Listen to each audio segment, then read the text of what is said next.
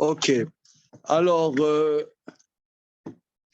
j'explique qu'est-ce que nous faisons dans Netiv Anava, puisque nous on étudie le lundi soir.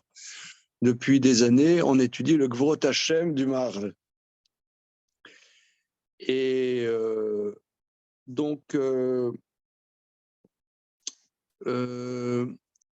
là où on en était, le Maharal, en vérité, pour un peu aborder ce que nous étions en train de voir, il fallait aller voir la deuxième introduction du Maharal sur le Gvorot Hashem. Et ça ne sert à rien de trop prendre des notes. Hein. Si vous avez un problème musculaire, vous pouvez le faire. Mais disons, c'est pas... Voilà. Ça va, je ne suis pas concerné. Ouais. Moi non plus, je ne prends pas de notes. Alors, donc le point, c'est que là-bas, le Maharal aborde une notion qui s'appelle la pshitout, la simplicité. Et d'après mon souvenir, il développe cette notion dans Netiv Anava. Alors, comme vous êtes nouveau dans cette session, je vous explique un peu de quoi il s'agit. Donc, non, prends pas, il y a ce qu'il faut, il n'y a pas d'économie de texte. Donc là, on étudie un peu à haute dose du Maharal de Prague. Voilà, le Maharal est un maître important de notre tradition qui a vécu presque centenaire, on pourrait dire tout le XVIe siècle. Donc, c'est un des maîtres, on pourrait dire, de l'époque de la Renaissance. C'est très important puisqu'il était à Prague et il était confronté au bouleversement culturel de l'époque, qui était extrêmement important. Et il a culturel et historique aussi, puisque c'est une génération après l'expulsion d'Espagne. Il faut savoir que l'expulsion d'Espagne a été un traumatisme total. Et c'est une époque aussi de bouleversement technologique, culturel énorme, puisque à Prague, il y avait Tycho Brahe, qui est un des très, très, très grands astronomes, un peu comme Galilée, qui va être juste après, qui va être très, très, très célèbre. Kepler, Tycho Brahe. Et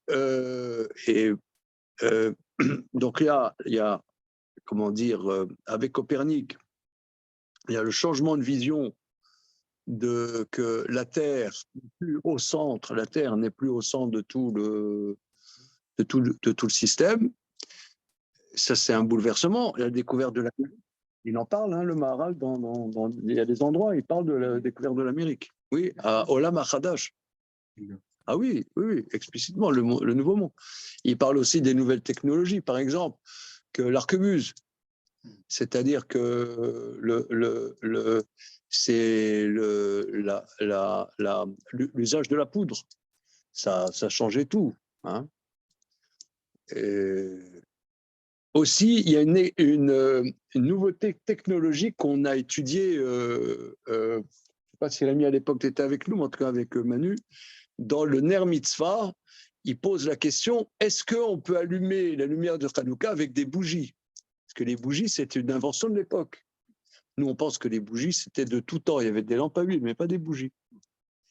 Donc, c'était aussi, un ami m'a dit que l'invention des lentilles pour les lunettes, c'est aussi du 15e siècle. C'était juste avant. Enfin, ensuite, ça a fait les lunettes astronomiques. Mais d'abord, les lunettes pour voir plus clair. Donc, c'est des bouleversements complets. Et aussi, au niveau théologique, c'est l'époque évidemment du protestantisme. Et c'est l'époque, on pourrait dire aussi, du capitalisme, etc. Relisons le petit Max Weber pour tous, pour les nuls. Non? L'invention de l'argent, des capitaux, etc. Et le protestantisme. Non? Vous n'avez pas lu ça? Avant de venir. Comment? Non, c'est plus tard.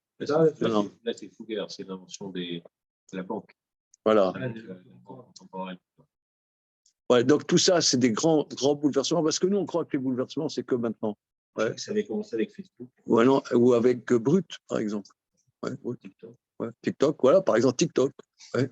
Alors, alors, il y avait d'autres bouleversements. Et à part ça, l'expulsion d'Espagne a été un bouleversement, un cataclysme complet. C'était un cataclysme complet. Et à Prague, il y a eu des gens, des expulsés d'Espagne qui en sont arrivés dans les pays d'Europe centrale. Hein. Voilà. OK. Alors, ce étant, le Maharal a écrit des livres pour expliquer la tradition juive à ses contemporains. Shalom, shalom. Pour expliquer la tradition juive à ses contemporains. Et moi, j'ai appris avec quelqu'un à Strasbourg qui est décédé maintenant, c'était Monsieur Frankel, Monsieur André Frankel, et que le Maharal a appris la Kabbalah avec des expulsés d'Espagne. Voilà. Bon, c'est important, c'est important parce que nous, on a l'idée qu'il y a le monde ashkénaze, le monde séfarade, etc., et que c'est des galaxies où il n'y a pas tellement de passerelles. En réalité, si on connaît bien les coulisses, c'est extrêmement imbriqué. Extrêmement imbriqué. Il y a, ça veut dire, des exemples extrêmement simples. Les noms les plus ashkénazes des ashkénazes, en vérité, on sait par tradition qu'ils viennent d'Espagne. Par exemple, Epstein, Soloveitchik, Rapoport. Rapoport, c'est un nom de Kohanim ashkénaze. Mais le Chida, Rav Chaim Yosef David Azoulay, dit que c'est Rafoporto. Rapoport, en vérité, c'est un nom portugais. Ils viennent du Portugal. Etc., etc. Et extrêmement simplement, dans notre famille, mon épouse, dont le nom de jeune fille, c'est Adler, ils viennent de Slovaquie, et ils savent en tradition qu'ils viennent d'Espagne. Ah oui, c'est quoi? Attends, avec mon blabla, je radote tout le temps mes histoires. C'est la première fois que j'entends qu'il vient de Slovaquie pour moi. Enfin, je savais que c'était. Oui, d'accord, mais donc c'est. Avant, ben oui, on était allé là-bas cet été, justement. Mais ils savent dans la famille qu'ils viennent d'Espagne. Voilà. Alors, entre parenthèses, comme je m'intéresse à n'importe quoi, j'ai vu que, parce que d'où ils venaient d'Espagne? Est-ce qu'ils venaient d'Espagne, directement d'Espagne en Bohème, hein? Parce que directement d'Espagne, ils sont allés en Bohème. Alors j'ai vu, il y a plusieurs parcours. J'ai vu dans un livre l'origine de la famille Weiss. Vous savez, Weiss, un grand nom juif roumain hongrois. Hein, bon, eh bien, ils viennent de Turquie. Oui, il y a beaucoup ils sont passés par la Turquie. Pourquoi? Parce que beaucoup, à l'expulsion d'Espagne, sont allés ils se sont réfugiés à Salonique, ensuite en Turquie, soit à Istanbul, soit à Izmir principalement, ou bien à comment dire, à Edirne, hein, comme Rabbi Yosef Karo, qui est allé à Andrinople, ça s'appelait, c'est Edirne, Andrinople. Ils sont allés, voilà. Et les Turcs sont arrivés aux portes ils sont allés à Budapest, et les Turcs sont arrivés aux portes de Vienne. Ils sont arrivés aux portes de Vienne. Quand vous allez en Hongrie, vous voyez des minarets partout. D'où les croissants. Comment? D'où les croissants. Les viennoiseries. Oui, voilà, les viennoiseries. Voilà, les viennoiseries. Parlons de choses importantes. Donc, Shalom. Donc, comment on dit, ils étaient aux portes de Vienne. C'était énorme. Par exemple, la Hongrie était conquise par les Turcs. L'Ukraine était conquise par la Galicie, le sud de la Pologne, la Pologne de l'Est, était conquise par les Turcs. Voilà. Et ma thèse, elle est à moi, mais elle vaut ce qu'elle vaut. Hein, c'est ma petite thèse à moi. J'ai discuté avec des spécialistes que ma thèse, c'est que les chants chassidim, en vérité, c'est des chants des derviches tourneurs turcs. J'en ai parlé avec des spécialistes des chants des derviches tourneurs. Bon, ça ne vous intéresse pas plus que ça. Voilà. Oh, merci. Comment? Voilà. Ben, tout ça pour vous mettre le contexte, hein, pour mettre le contexte culturel du Maharal. Alors, non, encore un truc, parce que nous, on est, bon, après la Shoah, qui a été un cataclysme. Mais l'expulsion d'Espagne a été un cataclysme tout très différent. Très différent, mais total, complet. Et que les gens, la génération d'après, étaient sous le coup, sous le coup de massue. Un coup de massue absolu. Hein. Voilà. Excuse-moi, du côté de ta maman, c'est Sicurel. Ah, d'accord. Attends une seconde. Ah non, je me trompe. Non, non, il y avait un autre copain, Revkolevski, pardon, je me suis trompé, qui était venu une fois. Tu connais Revkolevski? Ouais. D'accord, non, je me trompe. Excusez-moi, je me trompe. OK. Alors, maintenant, ce étant, on va reprendre ce passage sur la dimension de la Hanava, la dimension de l'humilité. Donc, on est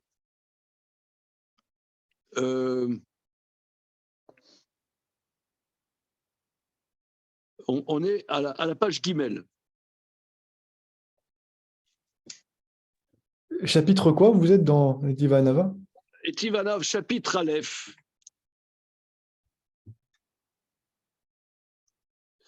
Alors, on est Amar Rabbi Yoshua ben Levi, je reprends, Amar Rabbi Yoshua ben Levi, donc la page Guimel de l'édition classique. Maintenant, comment c'est, si vous avez Sepharia, je ne sais pas comment c'est sur Sepharia. Amar Rabbi Yoshua ben Levi, donc c'est dans le traité Sota Daf et Amoudbet. Bouré Kama Gedolim ne mourrait rouar. Viens voir, c'est bon David? Non, je veux pas aussi. Boré, Kama Gedolim ne mourrait rouar. Viens voir combien grands sont ceux qui ont le souffle bas. Ne mourrait rouar. Chez Bezman, chez Bet Amigdash Kayam, parce que quand il y a le temple, Adam makriv Ola, sera Ola Beyado, makriv mincha, sera mincha Beyado. Quand il y a le temple, un homme offre un korban Ola. C'est quoi un korban Ola, monsieur? Sacrifice. Ola, ça veut dire, Ola, c'est entièrement brûlé.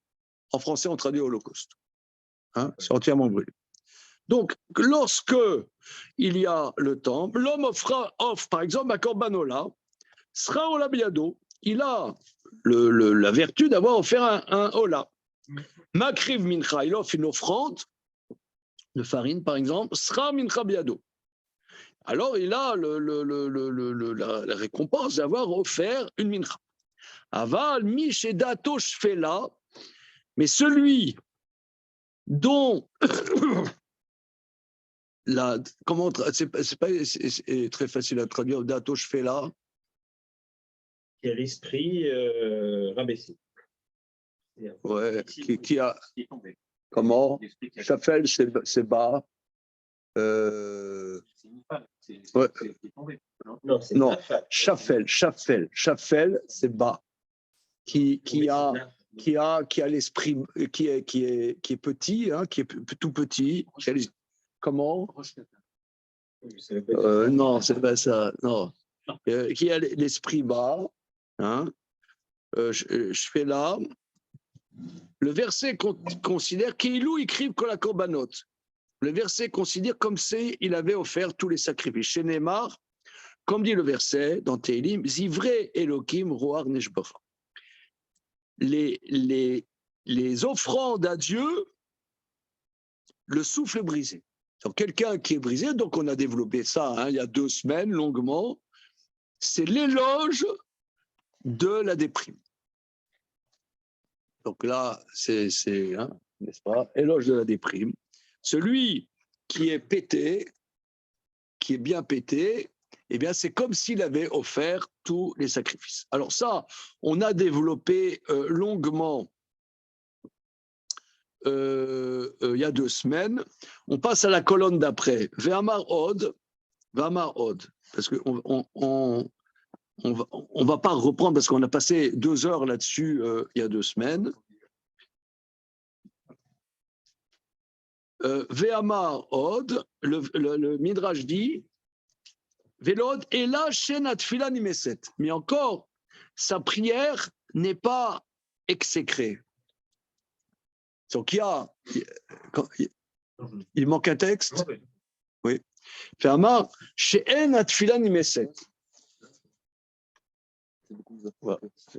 Que sa prière n'est pas exécrée par Dieu. Comme s'il y avait des prières qui étaient dégoûtantes aux yeux de Dieu. Hein, comme s'il y a des. Voilà.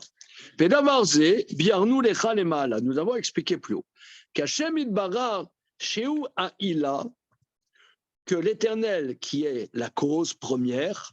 Alors, le langage du Maharal, c'est un langage, je dirais, pseudo-philosophique.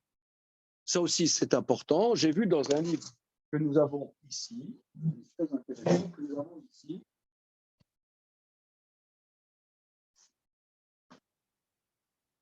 Voilà. Ça s'appelle Encyclopédia de l'Israël. Dans ce livre, à l'entrée, Abraham Shalom, un maître en Espagne qui s'appelle Abraham Shalom, qui a écrit plusieurs livres, dont un qui s'appelle le Neve Shalom. Il dit dans ce livre que c'était le livre qui a servi au Maharal pour forger ses concepts, comme ici, Ila, etc. Il faut savoir que en Espagne, les gens cultivés connaissaient Aristote par cœur. C'était, voilà, comme aujourd'hui, quelqu'un, il a fait de l'école, il a fait de la trigonométrie, des trucs comme ça, et les calculs différentiels, je ne sais pas quoi. Eh bien, à l'époque, quelqu'un était allé à l'école, il apprenait tout Aristote. C'est comme ça. C'était comme ça en Espagne, l'école, même l'école juive, je veux dire, l'école juive, tu apprenais Aristote. Parce que Aristote, c'était la base de la connaissance jusqu'à la Renaissance, justement. Il a tout travaillé, la biologie, la botanique, la physique et tout. Donc, c'était la base de la connaissance jusqu'à la Renaissance. Donc, son langage, donc la cause, c'est le langage du marin. Alors, nous avons dit plus haut, que l'Éternel, qui est la cause, Poné Rishona ennemi Shualul. Il se tourne en premier vers celui qui se présente comme causé. Zéou, Shenfilaton Imesed Kacher Ose Atzmo Alul El Aïla. C'est ça ce qu'on dit, que sa prière n'est pas dénigrée, n'est pas écœurée, parce que il se présente comme causé par rapport à la cause. Et la cause se tourne vers lui. Vous et faire à Shikor, qui est le contraire du Shikor. Le Shikor, c'est-à-dire le sou. Asher tefilato itoeva, que la personne saoule, les Chachamim disent que sa prière est écœurante. Toeva, écœurante. Alors, c'est une halakha. Avant de faire la prière, on n'a pas le droit de boire de l'alcool. Si on doit attendre qu'il n'y ait plus, parce que quand tu bois de l'alcool, dans ta tête, ça fait un petit pchit. Ouais. Alors, il faut attendre que ça fasse plus pchit avant de faire la prière. Et donc, quand on va faire la prière, on n'a pas le droit de boire un revillite de vin ou un verre de whisky ou que sais-je, ouais, avant de faire la prière. Comment ? Voilà. Alors, et c'est une halakha, c'est interdit avant de faire la prière. Maintenant. Qu'est-ce qu'on entend par causer ? Oui, alors, qu'est-ce que ça veut dire ? Alors, qu'est-ce que c'est la personne qui est saoule? Alors, le Maharal l'explique ailleurs, dans le même livre, hein, dans le Netivot Olam. Il explique sur la base d'une Gemara dans Masechet Psachim, Daf Kuf Yud Gimel, Amud Bet. La Gemara dit qu'il y en a 3 que Dieu aime. Ça vaut le coup de regarder cette Gemara pour comprendre ce qu'il dit ici. Parce que Psachim, voilà, je vais en amener. On a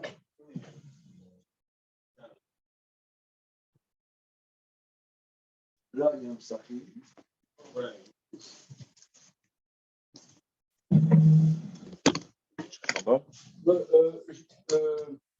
J'y vais.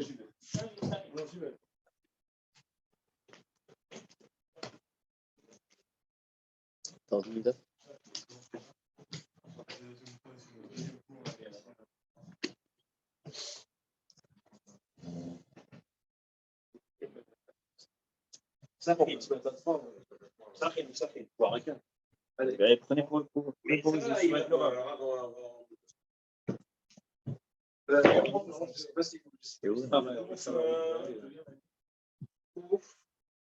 la belle bête, je crois que je suis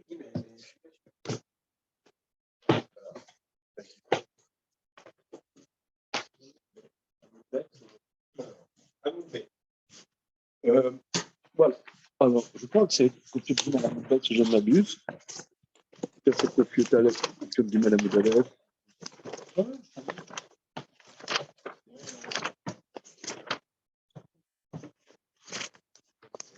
Oui, Kofiyot Gimel Amud Bet. Page 226 pour les intimes. Alors, Shlosha Akadosh Baruch Hu Oavam. Alors, il faut savoir que ces textes, ce sont des textes. Il y a des textes qu'on appelle la Haggadah. Dans le Talmud, il y a 2 sortes de textes. Il y a des textes juridiques et des textes métaphysiques. Alors, de la même manière que les textes juridiques sont difficiles, il y a une méthode pour rentrer dedans. De la même manière, les textes qu'on appelle la Haggadah sont bizarres, comme ça. Il faut des clés. On regarde. Voilà, c'est bon, Manu? Alors, Shlosha Akadosh Baruch Hu Oavam.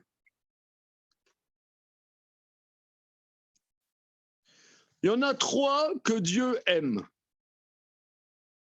On va voir si on est dans le tas, hein, les amis. Hein,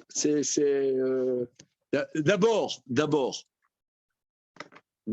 nous, qu'anciens, on peut s'interroger quand même, comment peut-on parler de Dieu avec des passions? Dieu aime ou il n'aime pas? Qu'est-ce que ça veut dire? Qu'est-ce que veut dire Dieu aime? Hein, n'est-ce pas? Dieu aime, c'est quoi? C'est Chrétien qui m'approche. Il revient. Non, mais là, c'est pas tout le monde, justement. Non, oui, non, pas nous. C'est chrétien. Oui, comment tu peux dire que Dieu a des passions, l'amour? Ouais. C'est là, comment dire, l'amour a des raisons que la raison ignore. Non. On pourrait pas comment...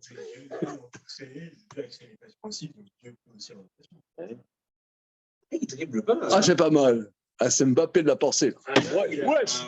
Wesh. Ah, c'est pas mal. Il y a l'idée. Il y a l'idée. On va voir. Alors, Shosha Kadosh Baruch Hu, il y en a 3 que Dieu aime. Premièrement, Misheno Koes, celui qui ne se met pas en colère. C'est mal barré. C'est mal barré. Ça m'énerve. Alors, celui qui ne se met pas en colère. Misheno Mishtaker, celui qui ne s'enivre pas. Omi Sheno Mamid Almidotav. Alors, il faut dire comme ça, Misheno Mamidatzmo, celui qui ne se maintient pas sur son quant à soi. Voilà. Qu'est-ce que ça veut dire, Mamidatzmo Almidotav? Une seconde. C'est celui qui ne reste, on va voir, celui qui ne reste pas sur ce qui lui revient. Voilà. Alors, le Maharal explique, dans Netivot Olam, justement, il explique que Dieu est séparé complètement de la matérialité. Alors, regardez ici, c'est un texte extrêmement, c'est un texte fondateur, parce que nous, on ne sait pas qu'est-ce que c'est Dieu. Hein? J'étais tout à l'heure, station Châtelet-Léal, je n'ai pas rencontré Dieu. Ouais. Donc, Antoine Ismaël et toi, tu étais sur la croisette. Est-ce que, Antoine, est-ce que tu as rencontré Dieu? Et étrangement, je ne l'ai pas croisé. Tu n'as pas croisé. Bien. Alors, on est collègues. Alors maintenant, ici, pour avoir... Donc, Dieu, nos maîtres disent, est entièrement séparé de toute matérialité. Ça, c'est de la théologie. Or, notre tradition s'en fout complètement de la théologie. Comment avoir une idée de qu'est-ce que c'est la matière, pas la matière? Alors, le Maharal explique, se mettre en colère, c'est la matérialité. Pourquoi? Parce qu'une des définitions du matériel, c'est qu'il subit la pression. C'est-à-dire, en termes physiques, tu prends un gaz, tu le presses, et c'est le moteur à pression, ouais, et ça fait comme ça. Ça explose, le moteur à explosion. C'est un gaz, tu le presses, il explose. Donc, la définition, c'est qu'il subit la matière, c'est comme la glaise, elle subit la forme que je donne. Elle subit. Donc, si par exemple, moi je suis une espèce d'enfoiré, ouais, répète-le, vas-y, vas-y, répète-le, dis-moi, viens ici si t'es un homme.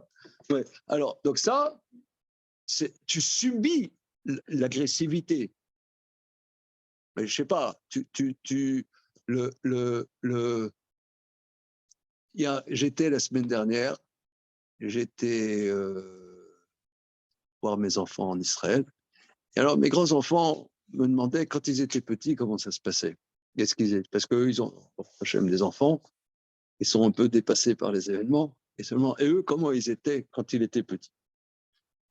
Alors, je vous donne un exemple. Quand on avait 3 enfants en bas âge, on n'en pouvait plus, mon épouse et moi, on est allés faire la sieste, puis on les a laissés.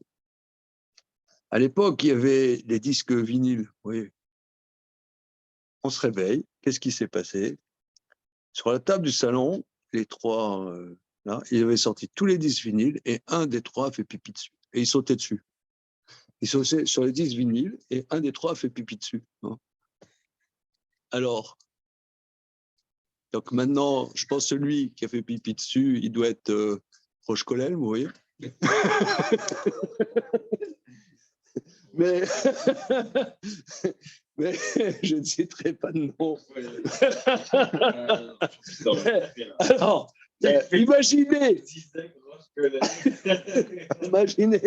imaginez que ça vous arrive. Surtout que toi, style, les vinyles, bon, tu avais une genre de collection de vinyles, toi. Tu as les vinyles que tu aimes bien, quoi. Ouais. Alors, imaginez que ça vous arrive. Gaël, qu'est-ce que tu dis?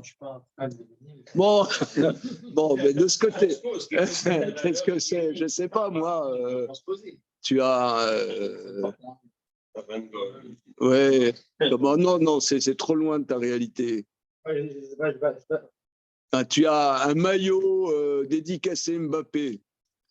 Et oh là, lui, il est hors de toute passion. Voilà, absolument. Non, alors, bon, tu vois est-ce que tu le sens? Est-ce que tu le sens? Alors là, tu vois, tu pètes un câble, quoi, style, toi. Ça veut dire que quelque chose d'extérieur agit sur toi. Quelque chose d'extérieur agit sur toi, ça veut dire que tu es matériel. Celui qui se met en colère, je ne sais pas, par exemple, voilà, la table shabbatique, tu as les enfants petits, toute la semaine, tu as trévé, tu as la table shabbatique. Les enfants, allez, on va faire qui douche. Tu as les gosses, ils prennent des bandes dessinées, machin. Alors, ils me font chier, ça. Oh, les enfants, à table. Ouais. Connard. Alors, maintenant, alors, donc là, toi, il y a des choses qui énervent, des choses qui énervent. Alors, s'énerver, ça veut dire que ce qui se passe à l'extérieur fait pression sur toi. Donc ça, c'est une définition. On ne sait pas qu'est-ce que c'est Dieu. Mais nous, on a l'expérience dans la vie, on a l'expérience que nous, on réagit ou non à des choses qui nous font péter un câble. Par exemple, l'année dernière, pour aller en Israël, il fallait le Ishour. C'est quoi le Ishour? Ah, il ne sait pas qu'est-ce que c'est le Ishour. Tu n'as pas connu le Ishour. Je vous dis, franchement, ouais, il y a un an, il y a 13 mois, je devais faire le Ishour, je n'arrivais pas. Et là, j'ai pété un câble. Donc là, Dieu, il ne m'a pas aimé, toi. Non, là, il ne m'a pas aimé. Il ne m'a pas aimé du tout. Ça veut dire ici ce que le texte nous dit. Comment? Ouais, ça veut. Dans les textes, on dit Dieu a énervé sa colère et finalement il a débordé. Bon, il faut analyser ça. Non, ce texte, en vérité, veut nous faire saisir. Veut nous faire saisir. Quand on nous dit. Il veut nous faire saisir quand on parle, ça veut dire Dieu aime, ça veut dire, le Maharal explique qu'on aime ceux avec quoi on a quelque chose en commun. Voilà. Donc, quand on dit il aime, ça veut dire il a quelque chose en commun avec celui qui ne se met pas en colère. Qu'il y a quelque chose qui est là pour le faire sortir de ses gonds, il se retient, il ne sort pas de ses gonds. Donc là, ça veut dire que quelque part, il n'est pas manipulé par des dimensions extérieures à lui. C'est pour nous faire saisir qu'est-ce que c'est Akadosh Baruch Hu. On ne sait pas qu'est-ce que c'est Akadosh Baruch Hu, mais on peut en avoir l'expérience dans notre vie. Deuxième dimension, Misheno Mishtaker, celui qui ne se saoule pas. Pour un juif polonais, c'est très très difficile cette phrase. C'est extrêmement dur. C'est très très difficile à comprendre ça. Alors, le Maharal explique. Parce que si on dit que Dieu n'est pas matérialité, il dit que Dieu est intellect, l'intellect pur. Alors aussi, l'intellect pur, vous pouvez relire Kant à l'endroit et à l'envers si vous voulez. Je ne sais pas si on avancera beaucoup, mais parce que qu'est-ce que ça veut dire l'intellect? Alors, cette phrase, je vais vous dire, cette phrase, j'ai lu un livre qui m'a permis de comprendre cette phrase. Je vais vous le décrire. Je crois que tu l'avais cité il y a 2 semaines. Il y a un livre que j'ai adoré. Je ne sais pas si ça s'appelle. Je ne sais pas pourquoi le titre, même dans l'édition française, c'est en anglais.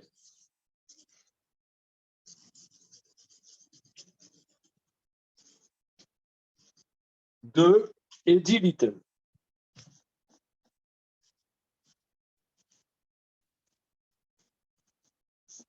C'est aux éditions Série Noire. Alors, c'est un type, c'est un délinquant américain. Tu as lu ce livre? Ça me dit quelque chose. Et ils ont fait un film que j'ai vu, mais qui n'est pas bon. Et c'est pas la puissance du livre. Le livre, il est extrêmement puissant, il est incroyable. C'est-à-dire, c'est quelqu'un qui est un drogué, un junkie.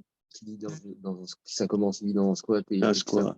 qui finit par il fait un casse, il y a son mentor qui meurt dans le casse. Ah, tu l'as lu? Ouais, T'as aimé?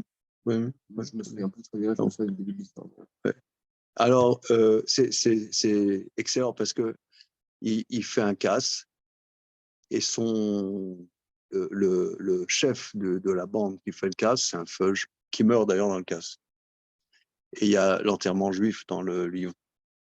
Et c'est extraordinaire parce que il décrit le voyou juif américain, c'est sublime, extraordinaire. Mais en tout cas, ce que j'ai trouvé dans ce livre, que j'ai trouvé nulle part ailleurs, c'est qu'il explique que nous, des fois, on a du mal à comprendre des gens qui sont dans certaines addictions.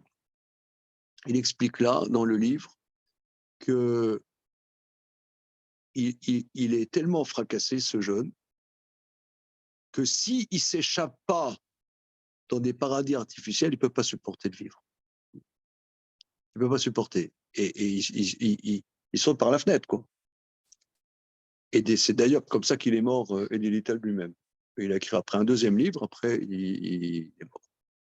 Et c'est pas une idée classique, ça, non? Je pose la question naïvement. Non, c'est possible, mais si tu veux, là, c'est tellement bien décrit, Bien expliqué. c'est tellement bien, tu sens que le mec, il vit ce qu'il écrit. Mais nous, en vérité, c'est la même chose. Nous, on l'a dit, hein, on l'a dit il y a 2 semaines. Nous, c'est la même chose qu'on n'est pas lucide sur notre existence. On ne veut pas l'être. On se raconte des choses, on se dit Baruch Hashem, on se rend en sens on a la bouteille de Maria bénie par Baba Sucré ou que sais-je. Ça veut dire on a des choses qui nous permettent de nous raconter des histoires, quoi. C'est ça, être sous. Et sous, ça ne veut pas dire être sous avec de l'alcool ou c'est éteindre par un extincteur la difficulté de l'existence. Alors c'est Chez le Mishtaker. Mishtaker, ça ne raconte pas d'histoire. Alors, On ne fait pas des mondes artificiels. Des mondes artificiels, voilà, c'est ça. Et alors, alors c'est ça, mais justement, c'est ce qu'on avait dit il y a 2 semaines, c'est que si on est lucide sur notre existence, c'est insupportable en vérité. C'est insupportable.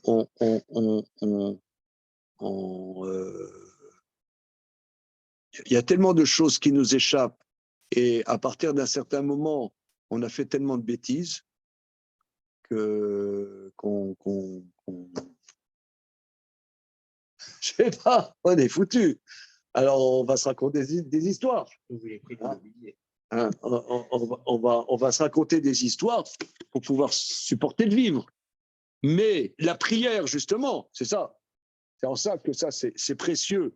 C'est que la prière est la personne qui est brisée, mais par son intellect, ça veut dire son cerveau, qu'elle supporte d'être lucide. En vérité. Le cerveau ici, l'intellect, c'est pas forcément une équation des inconnus. L'intellect dont on parle, c'est l'intelligence de la vie, de la lucidité de l'existence de sa vie. Celui donc qui boit le sou, sa prière elle est écœurante parce que à la limite il prend Dieu pour un gris-gris, quoi, pour une idole. Alors Dieu il dit moi j'ai rien à voir avec ce type. Est-ce que c'est clair? Comment? Oui. Alors je reprends. Le deuxième élément ici, c'est le Maharal dit Misheno Mishtaker, c'est-à-dire que le premier élément, Dieu n'est pas matière. Comment on en peut avoir l'expérience? On ne sait pas. Mais non, on peut avoir l'expérience quand on se met en colère ou quand on se retient de se mettre en colère. Première chose. Deuxièmement, se saouler la gueule. Voilà. Se saouler la gueule et judaïsme. Alors, c'est vrai qu'à Pourim, c'est une grande mitzvah de se saouler. Bon, on verra ça quand arrivera Pourim. Mais en attendant, ici, nos maîtres disent que Dieu est intellect, et pur intellect. Comment on peut avoir une expérience de ça? Comment on peut avoir une expérience de ça? Alors, l'expérience, c'est quand on a une difficulté et qu'on a envie de se bourrer. Une difficulté. Et des fois, tu as des pressions, des trucs aussi. Tu as envie d'éteindre la pression par le. Voilà. Alors, ça, là, tu éteins ta perception de toi, qui tu es. Le divertissement en général. Comment? Le divertissement en général. Alors, alors c'est très intéressant parce que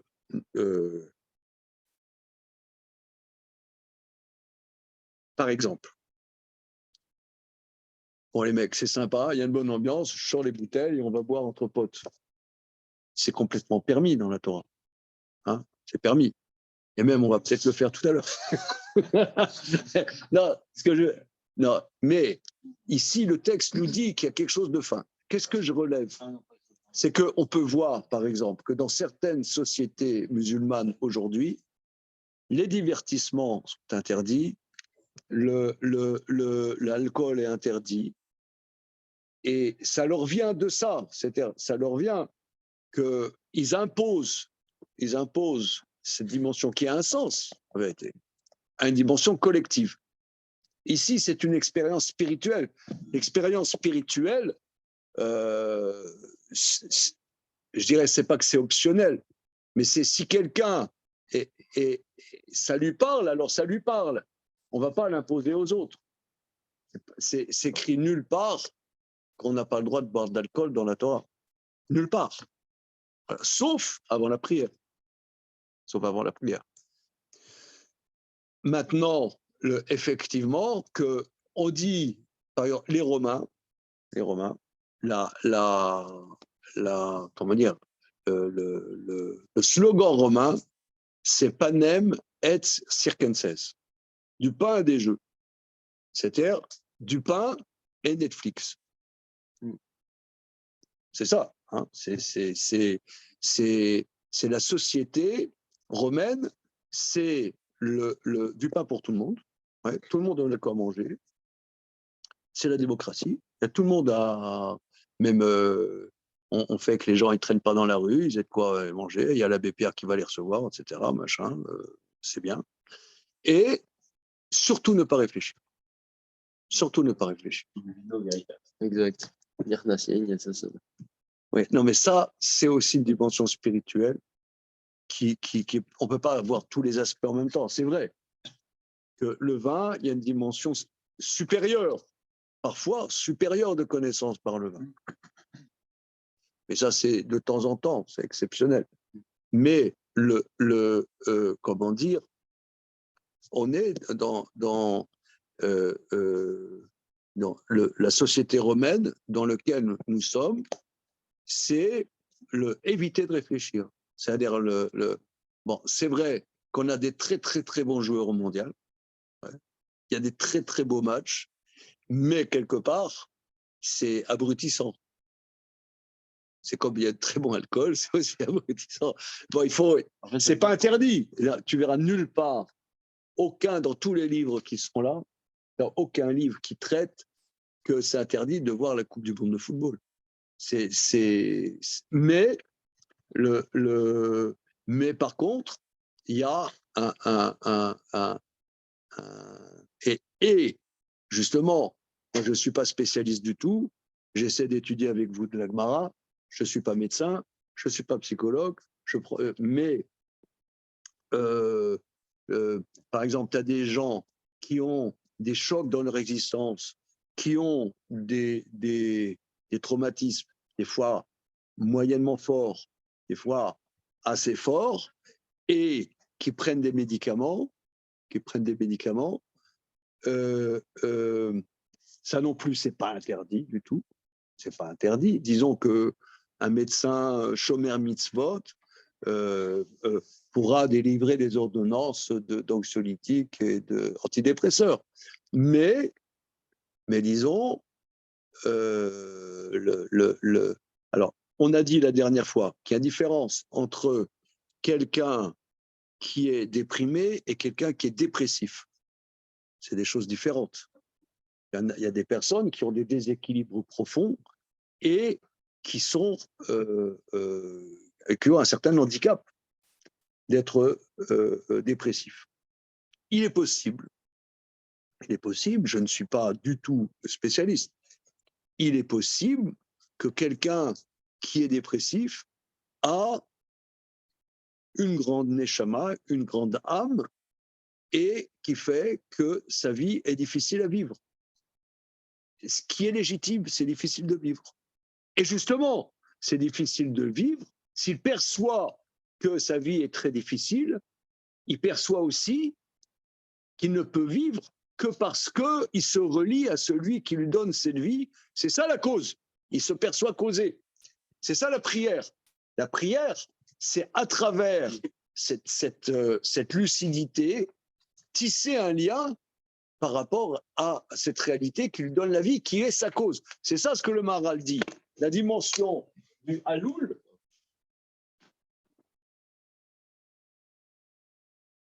la dimension, le Haloul, c'est-à-dire le causé, et la Ila, la cause.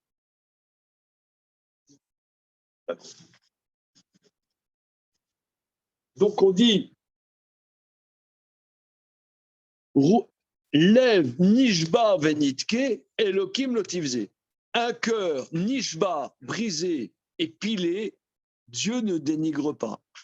Parce que Dieu ne dénigre pas parce qu'il est lucide, il ne part pas dans un rêve, et il perçoit que son existence,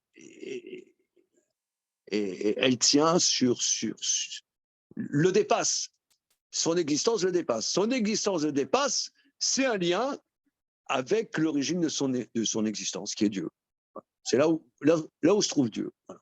Mais c'est un lien direct, hein, c'est juste... C'est très intéressant par rapport à la phrase de notre maître à tous, Karl Marx, qui ne disait-il pas que la religion, l'opium du peuple. Voilà. Donc là, le lien à Dieu, c'est justement lorsque on n'est pas dans un opium. C'est là où Dieu se situe. OK? Alors, la troisième dimension, là, c'est Misheno Mami d'Almidotav, celui qui ne reste pas bloqué sur ce qui lui revient. Juste une question, pardon, sur le deuxième point. Ça veut dire, parce que j'ai un peu de mal à cerner, parce que souvent, je pense, tout le monde peut des fois vivre des moments de, je sais pas, où on fait face à un néant existentiel, on va dire. Et justement, ce qui nous perd, c'est de ne pas voir de lien avec une cause. C'est justement de ne pas sentir, de pas ressentir le divin à l'intérieur. Donc, je ne sais pas comment on passe de ça. Je me sens causé par le divin lui-même, justement. Oui.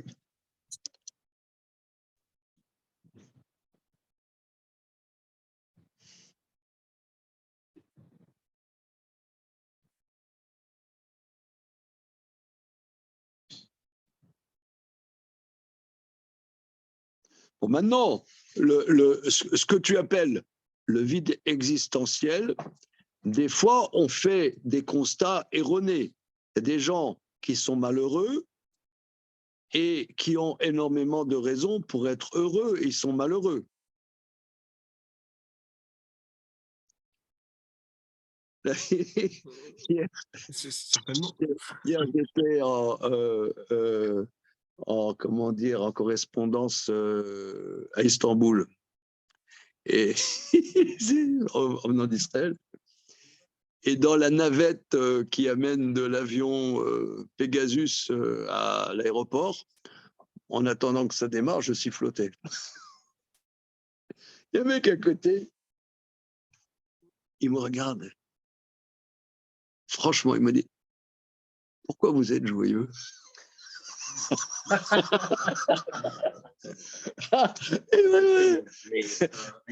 Non, non, non, non, un Français. Non, c'était d'aller enfin, je sais pas, c'était un Français, quoi.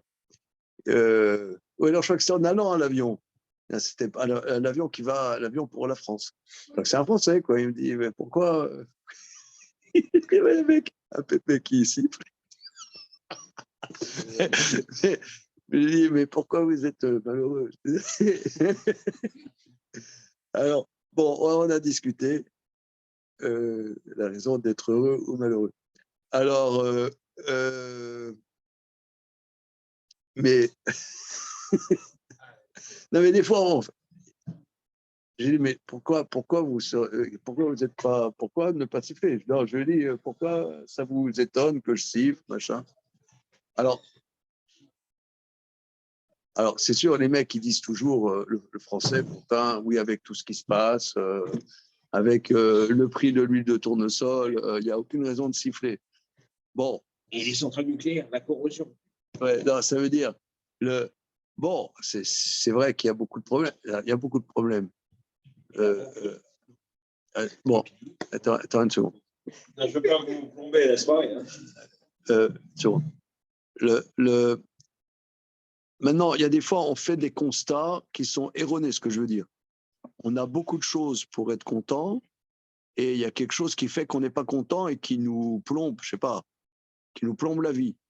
Maintenant, des fois, on est en face d'effectivement un désarroi très profond, justifié, un désarroi profond, justifié, ce qu'on appelle une blessure narcissique très forte. C'est ça ce que parle le verset. Maintenant, dans cette blessure qu'on peut recevoir dans la vie, ça arrive de temps en temps, il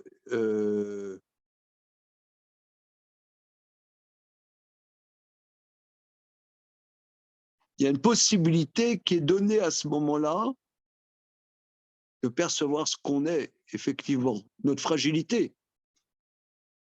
Notre fragilité. Et cette fragilité, quelque part, est juste. C'est un moment de grâce, je dirais. Souvent, on n'a pas la force de la supporter. Mais c'est un moment de grâce. C'est un cadeau. Bon, je ne sais pas comment aller plus loin. Et là, on a un lien avec Dieu. Là, on tisse avec l'origine du vivant. On est vivant. Voilà, on est vivant, on est fragile. Et là, on tisse un lien avec l'origine de la vie. C'est ça la prière. Voilà. Comme ça, j'entendrai ce que dit le Maharal. OK? On va essayer de continuer. Alors, continuons. Véou et fer à Chicor, c'est le contraire de celui qui se soût. Asher tefilato itoeva, que sa prière est écœurante, mipne shenasid balgouf gashmi, parce qu'il devient un corps matériel, belo sechel. C'est là où on s'était arrêté il y a 2 semaines, sans intellect. Voilà.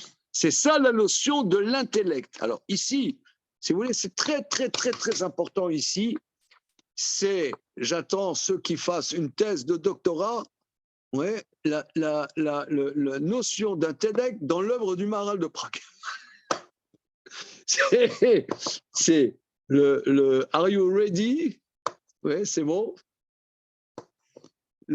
L'intellect, c'est pas comme nous en France. En français, quand on parle d'intellect, on pense de l'intellect,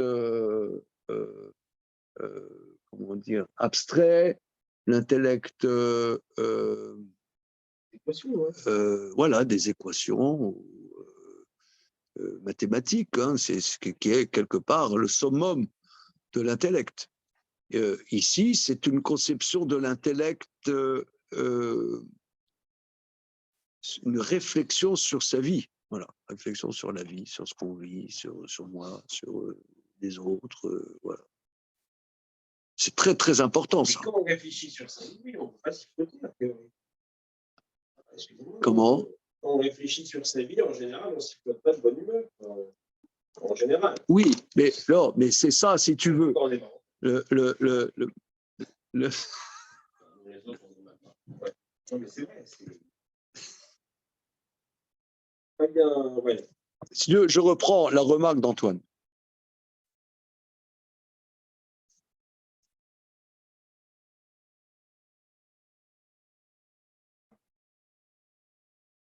Moi, j'ai constaté un peu, souvent, que les déceptions amoureuses brisent la personne. C'est parce qu'on a un besoin d'amour, hein, comme disent nos maîtres les Beatles, all you need is love. Ouais. Tu connais All you need is love? All you need is love. Da, da, da, da, da. All you need is love. Love. Ouais. All you need is love. All you need is love. Voilà. Alors, donc, tout ce que tu as besoin, c'est l'amour. Mais on a besoin.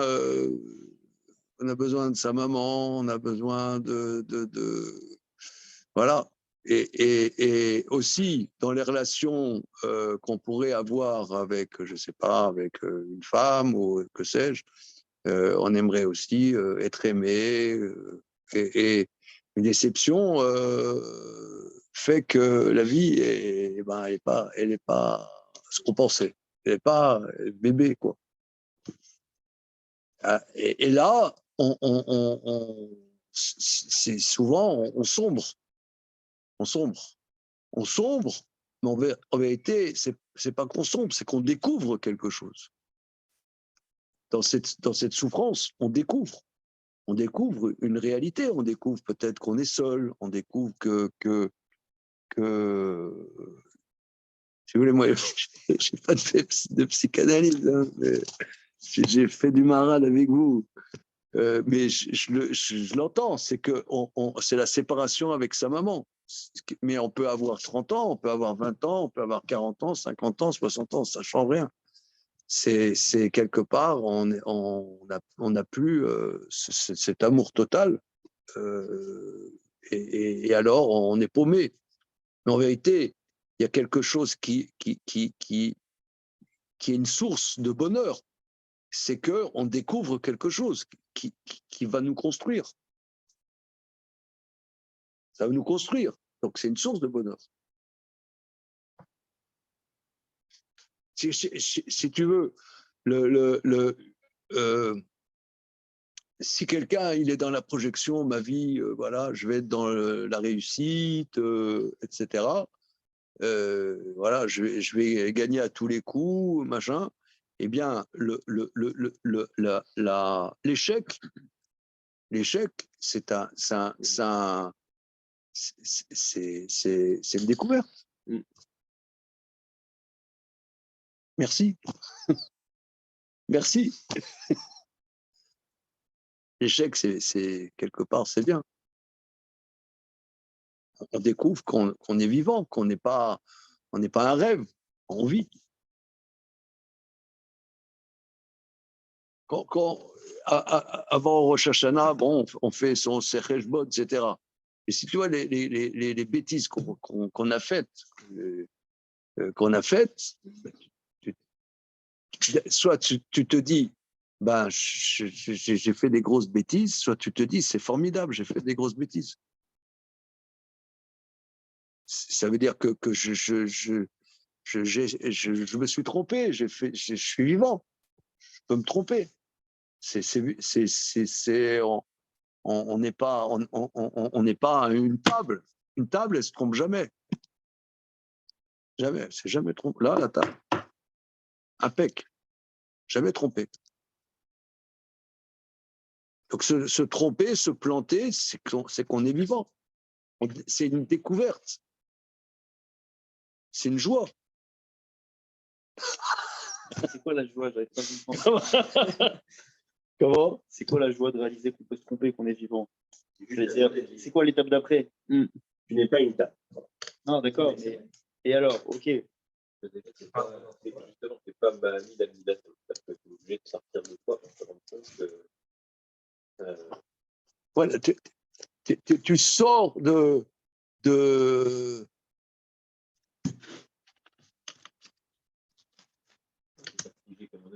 tu as le premier de la classe. Ouais. Le premier de la classe, on va l'appeler, je ne sais pas, Joseph Amar, d'accord?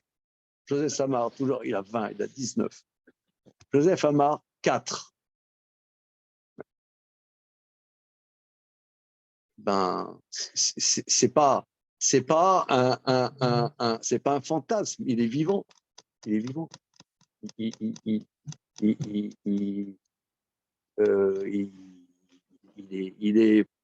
est ce qu'il est. Il est ce qu'il est. Il existe. Voilà. Il existe. C'est pas un fantasme, c'est pas un rêve. Moi, je dis souvent, quand les gens, les jeunes, ils se marient, je leur dis, tu commenceras à avoir un lien avec ta femme, avec qui tu vas te marier, quand tu la haïras. Ça peut donner envie. Comment?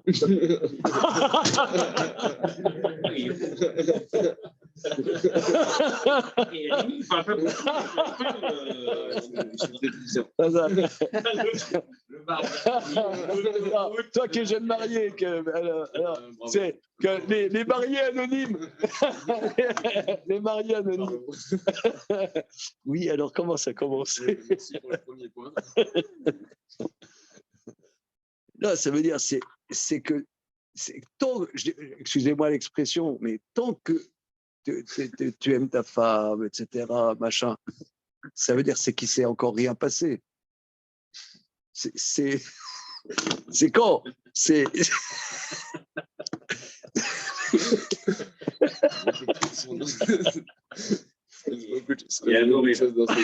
Non, mais c'est des. Je vous parle de... Comment? Bouddha, il était heureux jusqu'à ce qu'il fasse l'expérience de la réalité, et c'est là où il s'est rendu compte de toute la philosophie de la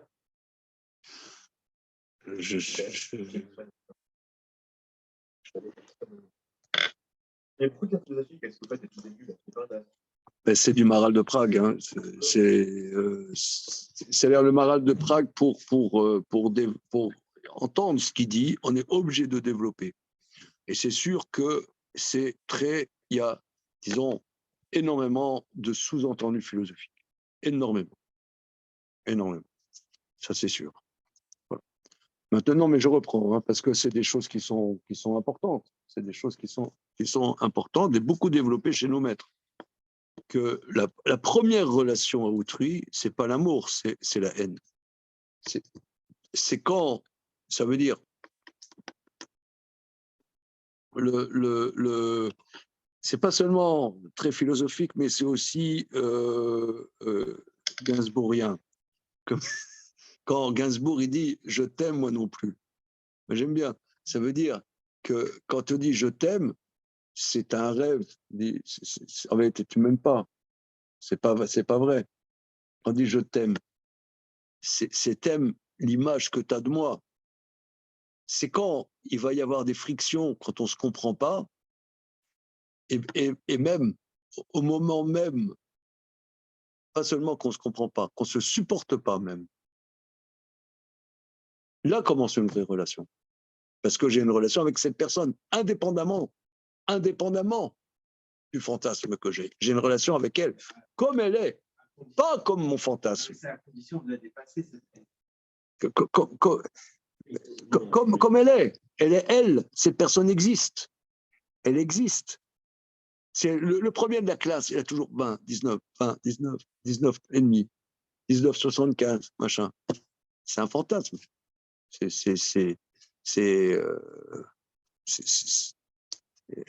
un moment, il se plante. Bon, il existe. Il est là. Et il est là. Et quand il perçoit ça, c'est quoi se saouler?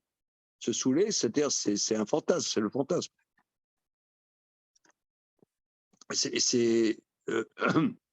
Et ça, on peut avoir cette relation avec autrui, on peut l'avoir aussi avec soi-même. C'est avec soi-même. C'est la perception que ben, je suis un con.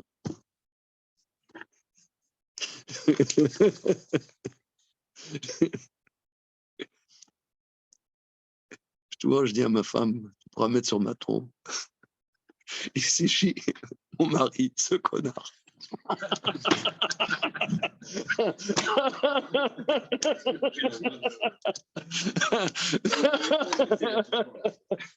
Non, mais. Ça calme les débats, ça.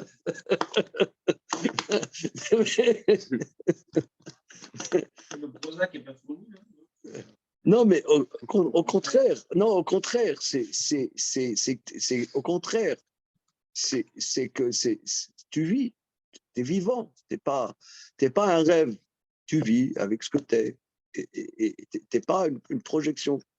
Voilà.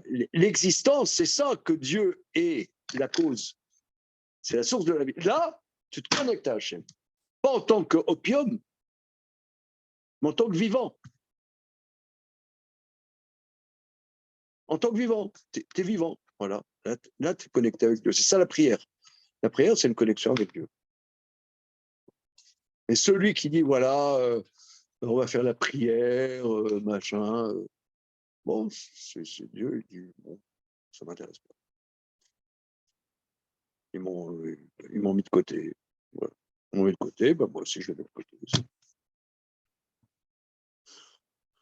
C'est bon. Mais regardez ici, c'est très important. C'est pour ça, bon, ici, disons, on travaille depuis des années avec monsieur, que la difficulté dans le Maharal, c'est d'écouter bien, je ne dirais pas comprendre, mais d'écouter bien ces mots. Quand il met l'intellect ici, c'est pas l'intellect comme on l'entend ou comme on pourrait le lire dans Aristote ou dans Kant. Alors là, ça n'a strictement rien à voir. Or, rien à voir.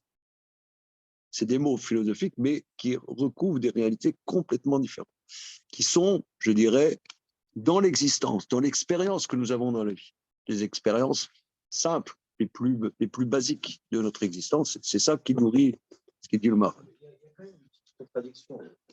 On dit que cette peine, c'est l'expérience qu'on vit, la haine, le rapport à l'échec, mais il faut qu'on soit actif par rapport à ça. Justement, ce qu'on a dit précédemment, c'est qu'on ne doit pas être soumis à notre colère. Donc, on ne doit pas être soumis aux autres émotions, ou négatives non plus. Et donc celui qui va se mettre à haïr l'autre, va être justement soumis à ces états d'âme ou à ces choses-là, doit absolument prendre la main et être au-dessus. Oui, mais si tu veux, ça c'est ce que Cyrulnik il a lancé en disant la résilience. Justement, c'est un tremplin. C'est un tremplin. Cette perception de notre fragilité, c'est un tremplin, excusez-moi l'expression, d'espoir, de faire quelque chose, justement. Parce que moi, j'ai l'impression que le dépressif, lui, il est caché. Oui. Parce qu'il ne fait rien, parce qu'il... Il est manipulé, ce que tu veux dire, il est manipulé par sa pseudo-lucidité. Voilà. Là où celui qui va avoir le CPL, cette lucidité lui sert à construire. À construire. Mais pas à construire un Reich pour 1000 ans. à avancer. OK.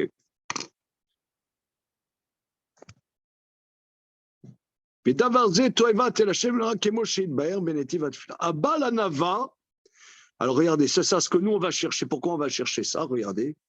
Balanava, la personne qui a cette humilité, donc on pourrait dire cette lucidité, et Ferzé, c'est le contraire du sou, qui midat apshitut minagashmit, car il a la dimension de simplicité de toute matérialité. Vous shayar, shikanes lifnei Hashelbar. Donc c'est légitime qu'il rentre devant Dieu. Le cas entefilaton imesed venarir. C'est pour ça sa prière n'est pas écœurée par Dieu, n'est pas exécrée.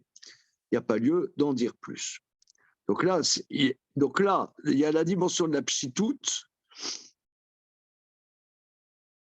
Comment on peut expliquer, Manu? Qu'est-ce qu'il rajoute là en disant la dimension de pshitout ici?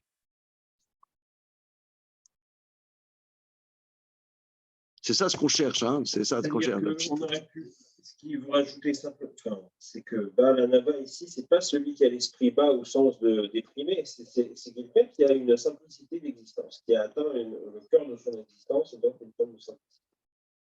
C'est ça. Il n'a pas, rajouté. Il n'a pas rajouté des choses en plus. Il a une dimension basique, voilà, mais basique pas au niveau bébête, mais essentielle. Voilà. Son existence est essentielle. C'est pas quelqu'un qui s'est rajouté des choses.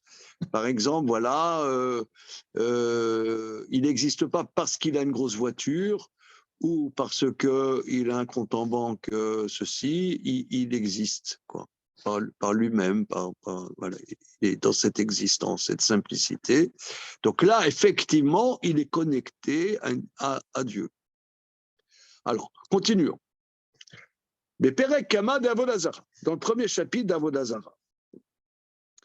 Alors, cette Gemara, elle est extrêmement importante. Et effectivement, vous l'avez vu la semaine dernière. Alors, on va... Comment? Oui, je ramène ça en bas.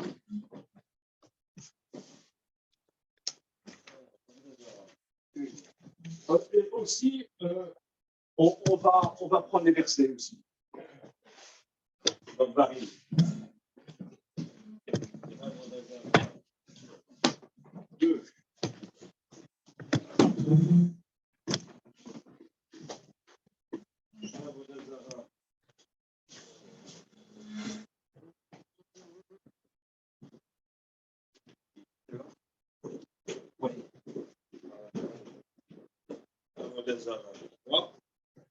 Merci.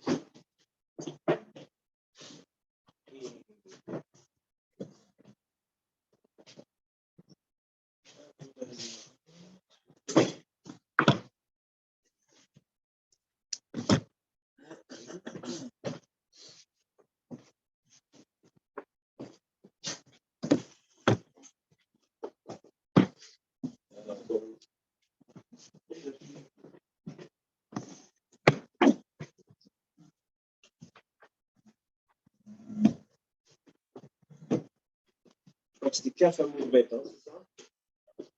Ouais. Et où dans Paris, le papier? Dommage, je vais te le dire. C'est dans le sous. Voilà. Kaf à Mourbet.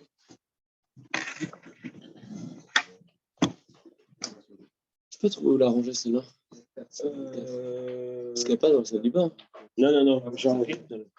Alors, c'est bon? Ouais, c'est parfait. Demandez le programme. Alors, on commence.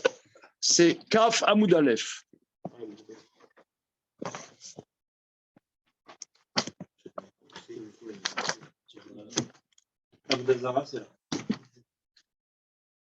Kaf Amoud Aleph. Bon, alors, on a déjà parlé, je crois, de ça. Je ne sais pas exactement dans quel cadre. C'est dans Parashat Kitetsé.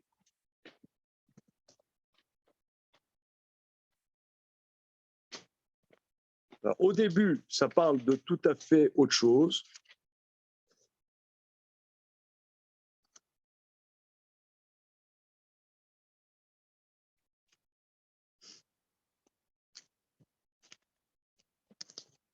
C'est dans le verset Nishmarta Mikol Davara.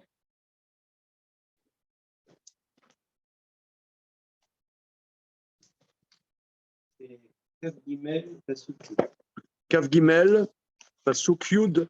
Merci beaucoup.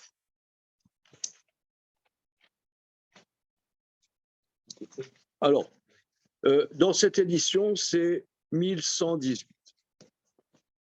Un fromage. Bon, regardez, les enfants, il y a des choses qui vont vous choquer un peu. Hein. On est là pour ça. Hein. Alors, donc, Parashat Kitetsé, on va commencer le verset Yud.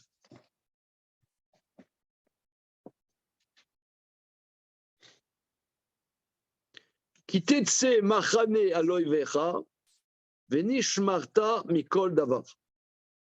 Quand tu partiras en camp contre ton ennemi, tu te préserveras de toute chose mauvaise. C'est bon? C'est un seul verset qu'on va voir. Quand tu partiras en camp contre ton ennemi, tu te préserveras de toute chose mauvaise. C'est-à-dire que quand tu pars à la guerre, c'est pas parce qu'on part à la guerre qu'on fait n'importe quoi. Tu te préserves de toute chose mauvaise. Pas de débauche, etc. Alors, nos maîtres vont dire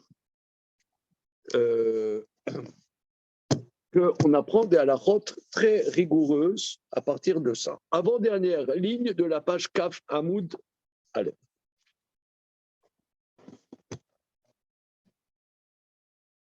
Alors, si, quand on va voir ce qu'on va voir, ça ne vous plaît pas, vous pouvez sortir.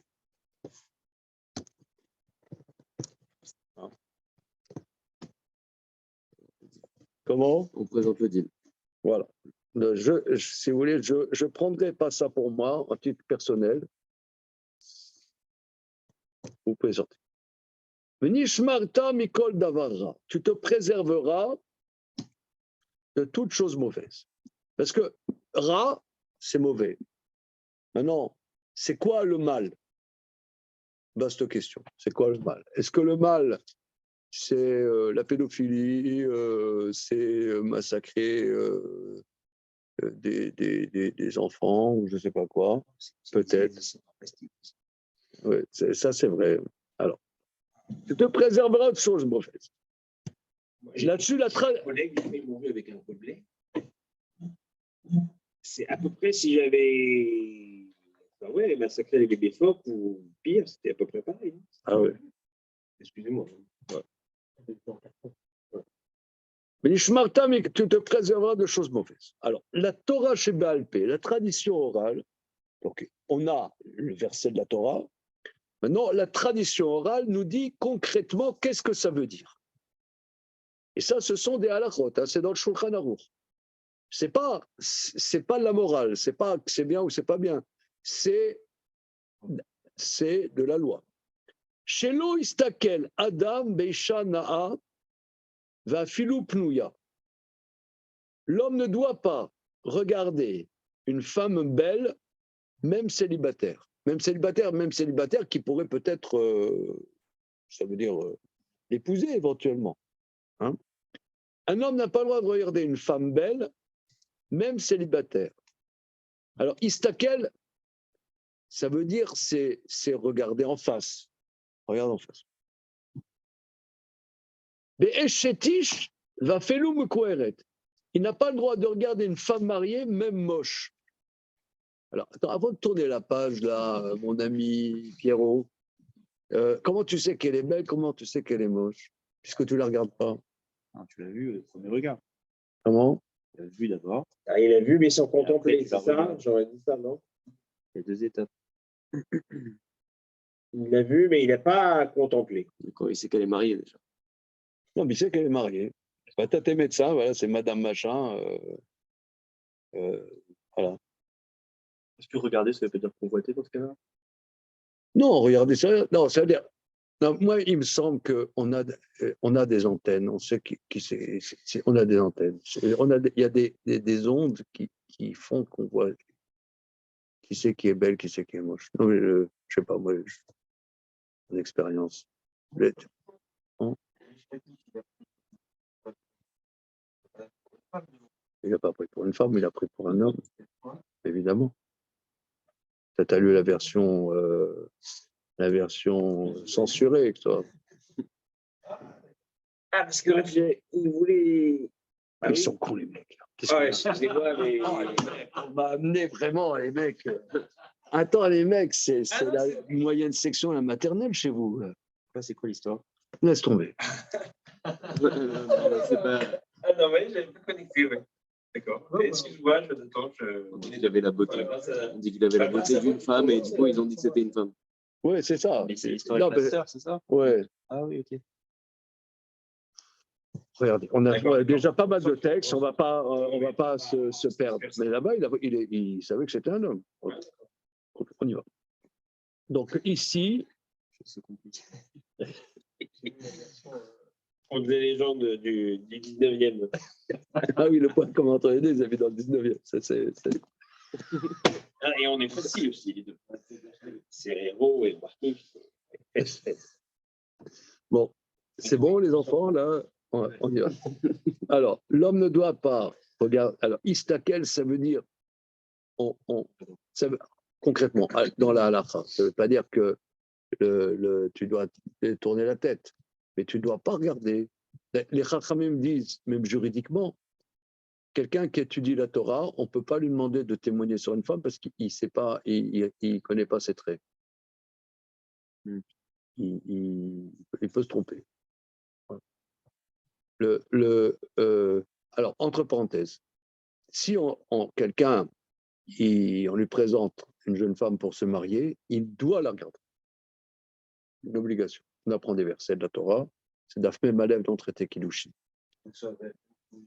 La Plouya, ça veut dire Plouya ou potentiellement, ici, le mec, un homme, disons, un homme, c'est un chasseur, quoi. Il s'imaginerait polygame, quoi. Tu vois. Alors, mais il me semble, dans cette Gemara, c'est qu'on a des ondes. On voit, grosso modo, même si on n'a pas regardé, il y a des ondes, on voit que la personne, elle est belle ou elle n'est pas belle. Je ne sais pas comment, je pense comme ça. On continue. Vélo bébigné tseva shelisha. Il ne doit pas regarder les vêtements de couleur d'une femme. Alors, qu'est-ce que ça veut dire? Ça ne veut pas dire que tu ne peux pas faire du lèche-vitrine. Bon, maintenant, faire du lèche-vitrine de lingerie, c'est autre chose. Mais ici, on parle, les commentateurs expliquent, Tosfot explique, que c'est, et Rachi explique, c'est d'une femme que tu connais. Ça veut dire, tu vois, il y a une femme que tu connais, c'est ta voisine, et tu regardes le linge qui ne doit pas regarder le linge de madame sur le fil. Voilà. C'est ça dont ça parle. Vélo bechamor, vélo bechamora, vélo bechazir, vélo bechazira, vélo beofod, bisman sheliskakim zelazi. On ne doit pas regarder non plus un âne et une ânesse, un porc et une truie, ni des oiseaux quand ils s'accouplent. C'est que cela qu'on n'a pas le droit de regarder? Non, mais ça veut dire, concrètement, ça veut dire que regarder des choses pas correctes sur Internet, c'est interdit d'après la Torah. Oui, c'est-à-dire. Ça veut dire quelqu'un il dit bon, ouais, un truc. C'est juridiquement interdit par la Torah. Maintenant, c'est sûr que je sais que c'est difficile. Il faut trouver des stratégies comment ne pas rentrer là-dedans. Mais il faut savoir que juridiquement, c'est interdit. Si on te dit pas de regarder, c'est parce que c'est donner l'idée d'une animalité dans ces relations, quoi. Dans l'idée d'une animalité. On n'est pas des animaux, nous. Et le fait que tu vois des animaux, nous, on s'identifie aux animaux. Donc, ça nous donne l'idée que nous, on est des animaux. Voilà. Alors, le rat, c'est quoi? Le rat, c'est se laisser prendre par. Le rat, c'est tu te laisses prendre, tu vois. C'est tu te laisses prendre. C'est ce que la Gemara va développer. C'est seulement ces trois animaux-là ou c'est tous les animaux en général? Comment? C'est-à-dire, bah, tu vois, les oiseaux, tu pourrais dire c'est mignon, quoi. C'est pas que. Sûrement que, je ne sais pas à quoi ça ressemble, un porc avec une truie, mais un âne avec une ânesse, c'est sûrement assez bestial quand même. Hein. Mais il y a un côté qui attire chez nous, il y a quelque chose qui est attiré par le bestial. Alors, tu ne rentres pas là-dedans. Alors, on saute quelques lignes qui sont importantes, mais ça nous amènerait à des choses qui dépassent le cadre. Tanoura Banane, regardez en bas, s'incline avant que ça devienne large. Tu voulais dire, excuse-moi David. Non, je voulais dire, c'est seulement ces trois animaux-là qu'on a pu Non, regarder, ou c'est des exemples. C'est des exemples. Voilà. Mais c'est vrai que nous, on est, si vous voulez, c'est ça le Nishmarta Mikol Davara. C'est se laisser prendre, parce que ça nous attire. Ça nous attire. Tu as envie de, tu vois, tu es, voilà, tu es dans le métro, tu as une nana, ton regard et elle a envie. Zips. Ouais. Zips. Là, le rat, c'est quoi? C'est c'est prendre pas. C'est se laisser prendre. Alors, là-dessus, la Torah nous interdit de nous léser. Alors, vous voyez, c'est quand même balèze. Hein, c'est balèze. Alors, la Gemara va développer. Tanoura Banane. Tanoura Banane. Nous mettre en scène. Venish Marta Mikol Davara. Tu te préserveras de toute chose mauvaise. Shelo Yarer Adam Bayom. Veyavo l'aider Touma Balayla. On apprend de là que l'homme ne doit pas avoir des pensées qu'on appelle en français libidinales le jour, qu'il n'en arriverait à des pollutions nocturnes la nuit. C'est-à-dire parce que après tu as le rêve, dans les rêves, ça le truc. Et là, bon, si tu veux dire, bon, c'est un rêve, tu peux rien faire. Ouais. Mais il y a des fois que tu t'es pris la tête. Et ça s'imprime en toi, et tu as une responsabilité de ne pas rentrer là-dedans au départ. Maintenant, petite parenthèse, quant aux pollutions nocturnes, il y a des pollutions nocturnes, Maïmonide explique ça, qui sont complètement où il n'y a aucune responsabilité. C'est simplement, je ne sais pas, quelqu'un qui est. Comment? C'est la puberté. Oui, bon, c'est glandulaire, hein, je veux dire. C'est glandulaire. C'est pour ça que dans notre tradition, on encourage de se marier jeune. Oui, c'est ce qui est tout à fait légitime. Voilà. Alors. Amar Rabbi Pinchas ben Yair. De là, Rabbi Pinchas ben Yair. Rabbi Pinchas ben Yair était un très très grand maître. On l'a vu, nous, dans le Gvorot Hashem. Hein, c'est un des grands Tanaïm. Il dit, on apprend de là.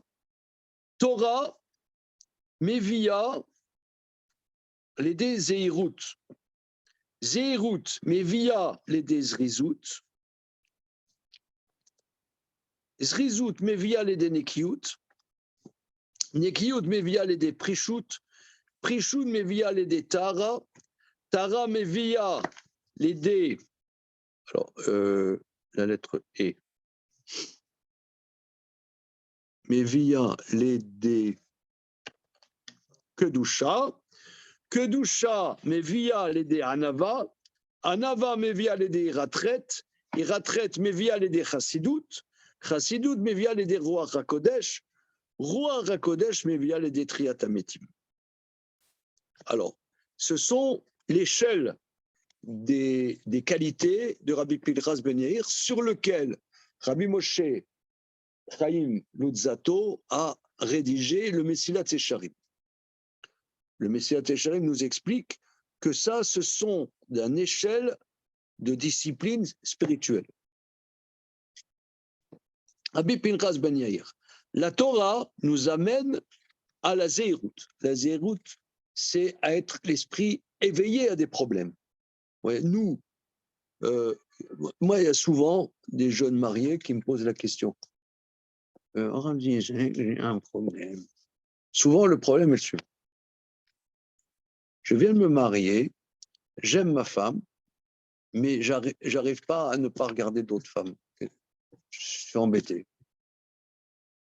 Beaucoup. C'est pas un, c'est pas deux. C'est très, très fréquent. Alors, la Torah nous dit qu'on n'est pas passif par rapport à ça.